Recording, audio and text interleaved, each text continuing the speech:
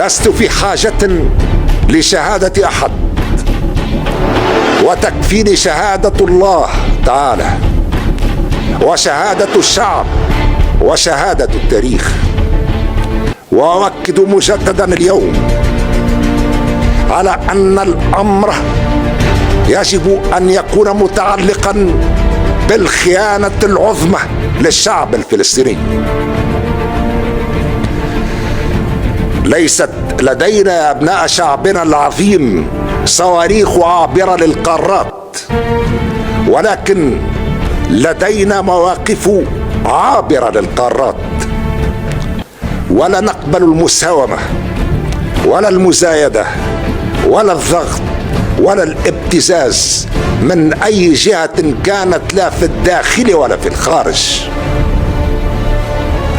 والسيادة في كل الحالات للشعب التونسي، والشعب التونسي يريد تحرير كامل الوطن المحتل، كما كان ذلك يردد كل يوم في إذاعة صوت فلسطين، صوت الثورة الفلسطينية بالجماهير العربية، معبأة ومنظمة ومسلحة، وبالحرب الثورية الطويلة الأمد أسلوبا، وبالكفاح المسلح وسيلة، حتى تحرير فلسطين، كل فلسطين.